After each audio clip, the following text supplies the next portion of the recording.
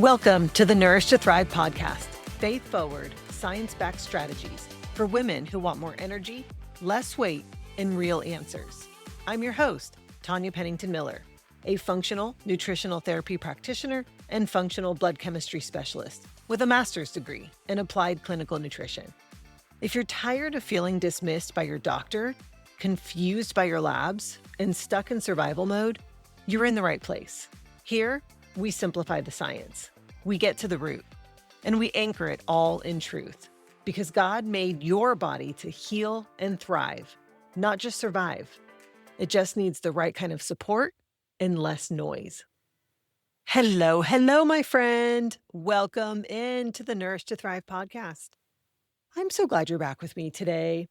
Today, we are closing out our series that I've been calling What Your Body is Trying to Tell You. And we are going to have one more episode left in this first season of the Nourish to Thrive podcast after today. So that's going to be more of a season wrap-up episode or a series finale, if you will. And what this means is that I have had this podcast for almost a year now, and I'm really excited to celebrate that. So I hope that you will join me for next week's episode. So today, this final episode in our What Your Body is Trying to Tell You series is about something that so many women have quietly dealt with for years, and sometimes even most of their life, and that is constipation. And the truth is, this one is really personal for me because this was something that I dealt with from childhood all the way into my 30s. I mean, I can still remember a conversation with my mom when I was, I think, 9 years old, where somehow it came up that I hadn't gone to the bathroom in 3 days. And she looked pretty alarmed when I said that. And meanwhile, I was just casually like, oh, yeah, no, that's normal for me. And that was really just my baseline for most of my life. And I know a lot of women can relate to that because when something has been happening for years, you really stop seeing it as a symptom. You just start seeing it as like, that's just how my body is. Maybe you've always struggled with, going days without a bowel movement, feeling bloated often, feeling like you're never fully empty, like you never fully evacuate. Or you just constantly need something like magnesium citrate, coffee, some kind of supplement just to kind of, get things moving. And for me, this wasn't something that truly shifted until my 30s when I finally started understanding what was actually contributing to it and how to properly support my system underneath it. So today I want to zoom out and look at what lifelong constipation may actually be communicating beneath the surface, because just like with every other symptom, there is usually a pattern going on here. So one of the biggest things I've learned working with women over the years is that constipation is often connected to much more than just digestion alone. Because when bowel movements are consistently slow or difficult or incomplete or just dependent on constant support, it's usually reflecting a broader pattern happening in the body. Digestion is a full body process. So the nervous system affects it, thyroid function affects it, minerals affect it, bile flow affects it, even stress and the pace of your life is going to affect your regularity.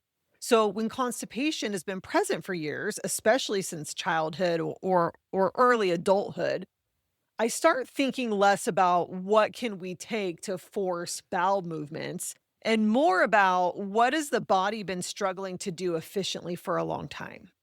Because so many women have spent so many years only managing the symptom without ever looking at why the system may have slowed down in the first place.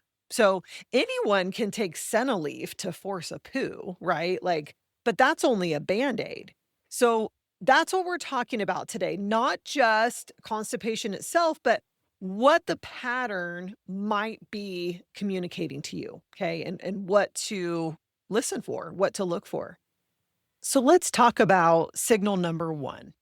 One of the biggest patterns underneath chronic constipation that I see is slower gut motility. So motility is simply the movement of food and waste through your digestive tract.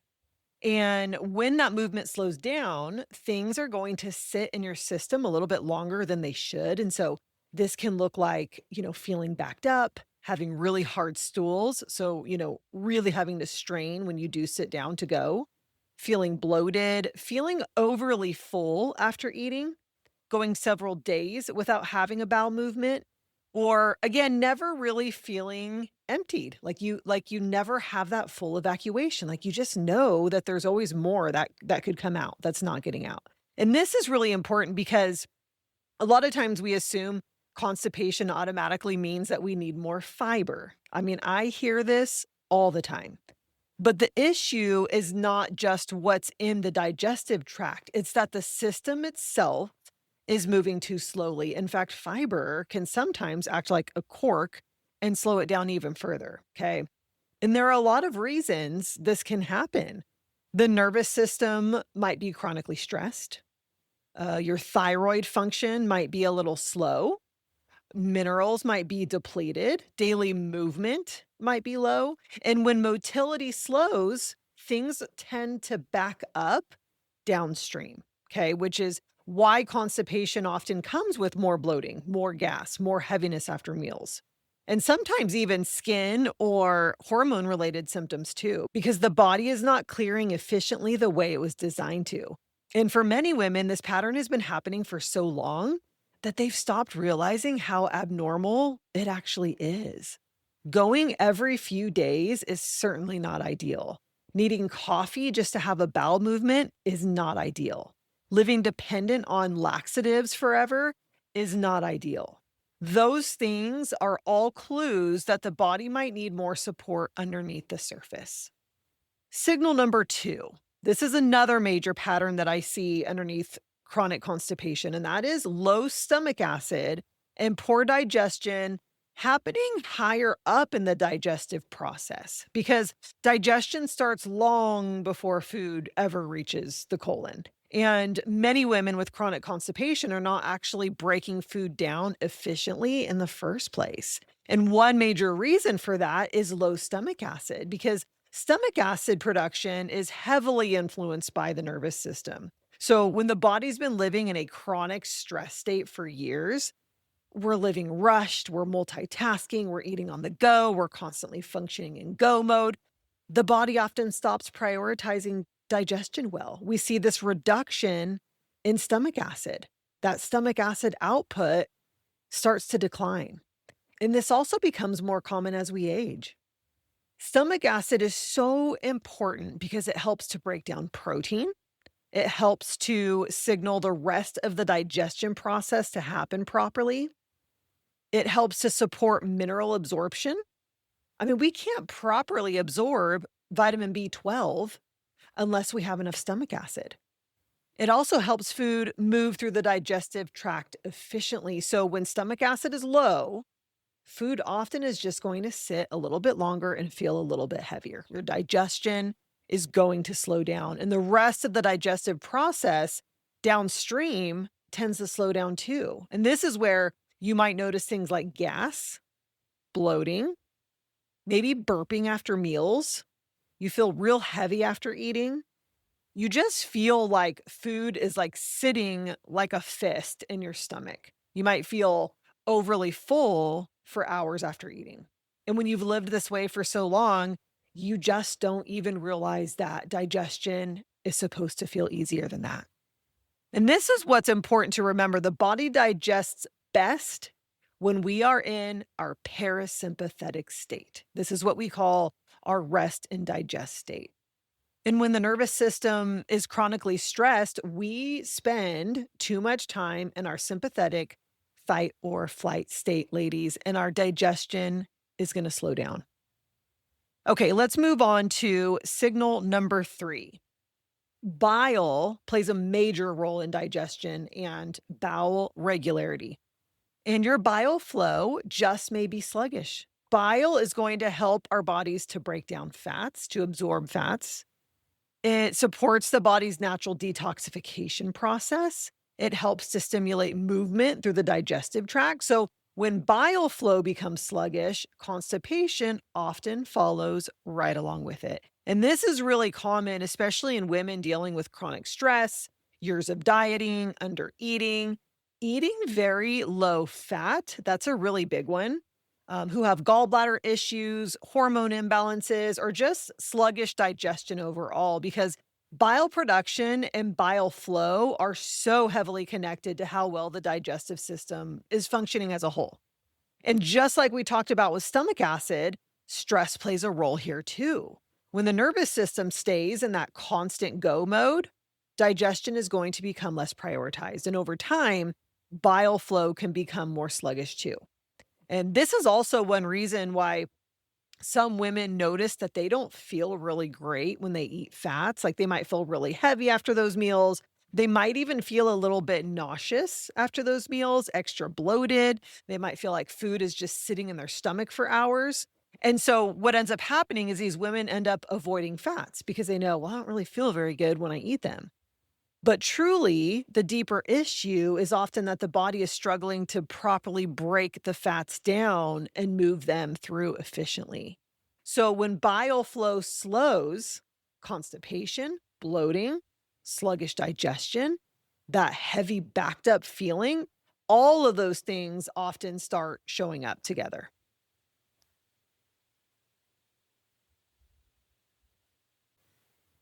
And when we go over some practical shifts here to help you in just a few minutes, I'm going to talk about why avoiding fat in the first place is actually what caused the issue with bile production and bile flow.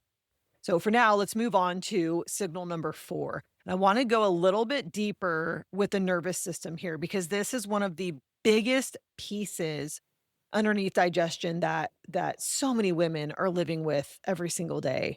Your nervous system influences your digestion, and digestion works best in your parasympathetic rest and digest state. The body needs to feel safe enough to slow down and digest well.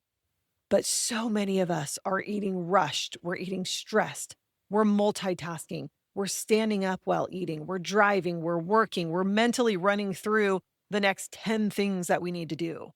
And over time, the body adapts to functioning in a more sympathetic, stress-driven state. Like we're always on, always alert, always moving to the next thing. We quite literally get stuck in that sympathetic fight or flight state. And when our nervous system stays there long enough, digestion will slow down because the body is constantly prioritizing output and survival over rest and digestion. I mean, think about it. When God designed us, if we need to get into our fight or flight state, that sympathetic state, our bodies actually think that we're running from a saber-toothed tiger, right? And so how would he have designed our bodies? Well, certainly not to digest food during that time, right? We don't need all the blood rushing to our digestive tract to help digest food. No, we need all of that blood rushing to our legs, to our arms, right? So that we can physically run away. And so we're sitting here not being chased by a saber-toothed tiger, but we're thinking about our full calendar and our huge list of things to do. And our body thinks we're running from a saber-toothed tiger. And then we're trying to eat at that same time, right? So being in this place really starts to affect our stomach acid production, our digestive enzyme output, our bile flow, our gut motility. So this is why we notice things like travel constipation. Anybody have that? Stress constipation, bloating during overwhelming seasons, or, digestion just feeling worse when life is a little bit more full. The digestive system is going to mirror the state of our nervous system. It's a really big one. Signal number 5. This is a really common piece underneath constipation as well, and that's our mineral status. The digestive tract relies heavily on magnesium, sodium, potassium, hydration, proper nervous system signaling to be able to move efficiently.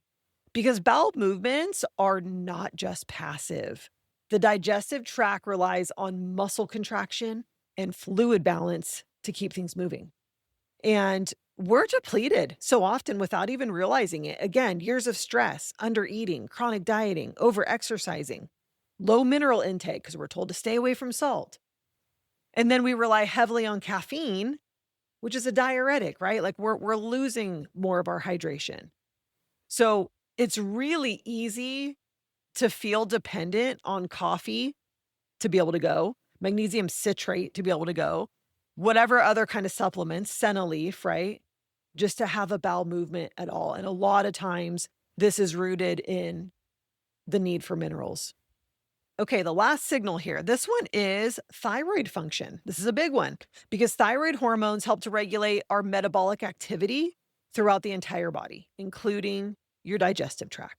So when our thyroid function slows, our motility often slows right along with it. And this is the reason that constipation is such a common symptom in women who are dealing with hypothyroidism, or just sluggish thyroid function. So maybe just not like a real optimized thyroid.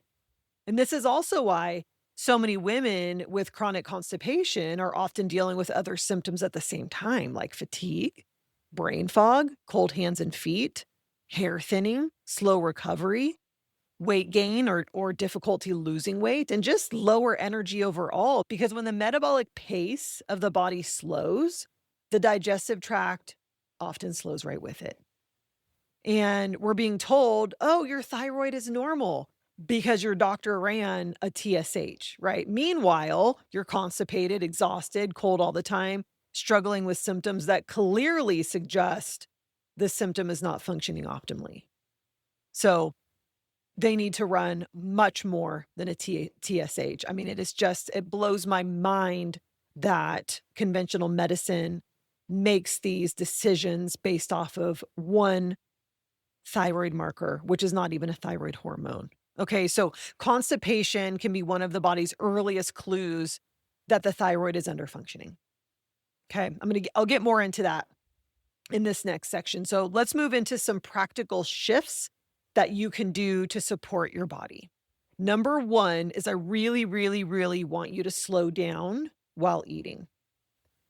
Because again, digestion begins with our nervous system. This is one of the most simple shifts that we can do that will make a huge difference. Sit down, number one, while you're eating. Chew your food so thoroughly. Put your phone down while you eat. Try not to eat while you're driving, while you're working, while you're rushing to the next thing. Because again, when the body is in that constant go mode, digestion is not going to be the priority. The body is going to digest best in our parasympathetic state. And for many of us, meals have been happening in a stressed state for years without us even realizing it, right? Rushing through breakfast, eating at our computer, standing at the counter eating, multitasking through our meals, eating in the car. So over time, our digestive system is going to reflect that. So even taking a few slow, deep breaths before eating can really help to signal the nervous system like, hey, we are safe enough to slow down and digest this food well. Because when the nervous system is calm, the body's able to produce stomach acid more efficiently. It's able to support healthier bile flow. And it's able to move digestion along the way it was designed to. And I mean, think about it. Maybe Jesus was onto something with pausing to pray before meals, because slowing down, expressing gratitude, taking a breath, and truly becoming present before eating actually shifts the body into that parasympathetic state for optimal digestion. Some food for thought there. Okay, number two, I want to make sure that you are not ignoring your mineral intake. Many women dealing with constipation are under-consuming minerals without realizing it. And it becomes especially common after years of stress, of dieting, of under-eating, of over-exercising, of drinking a lot of caffeine, sweating frequently, or just simply not replenishing these minerals over time. Our digestive tract relies heavily on minerals and hydration to move efficiently. Magnesium is going to help to support our muscle relaxation, our bowel motility. Sodium is going to help to regulate fluid balance and hydration. Potassium plays a role in muscle contraction and nervous system signaling. So, when these minerals are depleted, the digestive tract often becomes slower and more sluggish. This is a reason why we tend to feel dependent on coffee, on magnesium, on laxatives, right? Just to have a bowel movement. And this isn't just about drinking more water, right? Because if minerals are low, the body often struggles to actually hold on to water and use that hydration efficiently in the first place. So we need those minerals to be able to even hang on to that water. So this is another area where many women start to feel a lot better by simply adding in some electrolytes, which I'll share with you again in the show notes, the electrolytes that I really, really prefer, a very clean electrolyte drink. I'm sure that if you listen to any health related podcasts, you hear a lot about Element. They're not my favorite. I think they're great for like an athlete who is like really out there and they're sweating and they just really need that like 1,000 milligrams of sodium. Then I think they're great. But often for women in midlife, we're just trying to keep our mineral balance where it should be. We're usually not, overly sweating. And so I think that that one may be just a little bit robust for us. I'll share with you in the show notes which one I really, really like. Okay, moving on to your third practical shift, and that's going to be supporting your daily movement. Walking is one of the best things that you can do for your gut motility because the digestive system responds to movement. And this is one reason why constipation a lot of times gets worse during seasons where we're sitting more. We might be recovering from an illness, we're working more, maybe we're traveling, spending time in an airplane, or just, for some reason we're simply not moving our bodies consistently. And when I'm talking movement here, I'm not necessarily talking intense exercise. In fact, for some women dealing with this chronic stress and the nervous system overload, more intensity can sometimes make things feel a little bit worse just in this season. So I'm talking about simple movement, walking after meals, getting outside more consistently, getting some just gentle daily movement. I want you to think about creating more opportunities for the body to move throughout the day instead of staying sedentary for long stretches. All of this is going to help circulation, digestion, and just movement through the digestive tract naturally. Okay. Number 4, look deeper if constipation has been lifelong. If it's been a part of your story for years, like it was mine, since early childhood, it's really worth looking deeper instead of assuming that's just how my body is.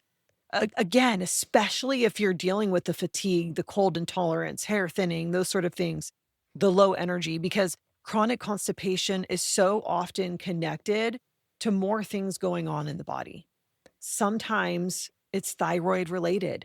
Get in to have a full thyroid panel run by somebody in the functional space. This is what I do for my DNA reset ladies. We do a full-blown thyroid panel. We look at it from a functional perspective. Is it optimized? Is it actually hypothyroid, or is it just not, in that place where we like to see it for beautiful energy, beautiful hair, beautiful nails, right? It's really important to take a look at that. Sometimes it's nervous system related. Sometimes it's just simply we need to slow down before we eat. We need to tell our brains that we're about to eat. Okay, so that we can actually start producing all of the right digestive juices to break down our food. Sometimes it has to do with our poor digestion, that sluggish bile flow, mineral depletion, longstanding stress. If you ate low fat for years, your body started to think, oh, I don't need to produce much bile because you're not eating very much fat. So we don't need much bile to break fat down.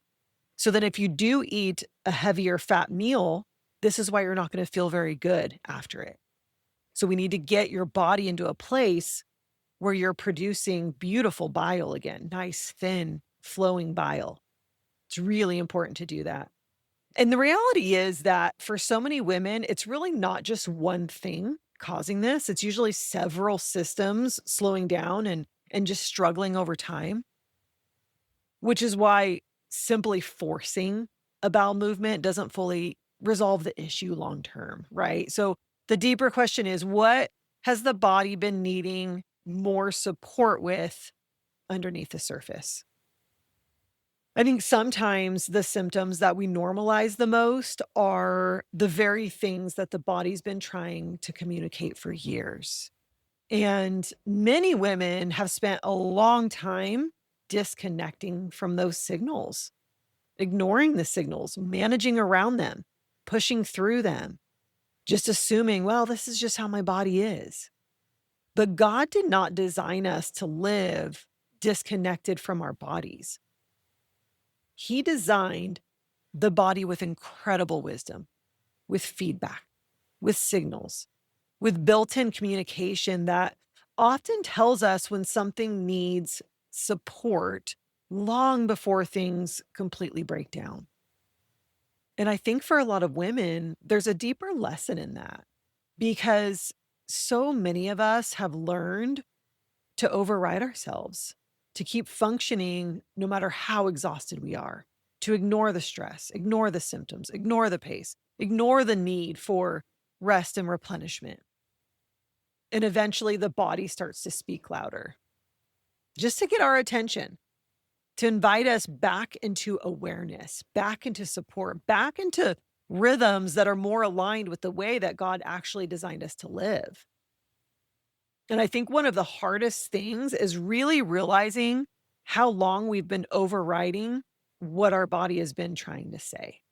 Because we live in a world that praises pushing through, that ignores exhaustion, that we should stay productive at all costs. But wisdom doesn't always look like pushing harder. Sometimes it looks like paying attention, slowing down long enough to acknowledge my body may need support right now. And I think that there's something so deeply humbling and beautiful about partnering with the body that God gave us instead of constantly fighting against it. Because the body was never designed to be ignored, to be controlled, to be driven into the ground. It was designed to be cared for, supported, listened to, stewarded well.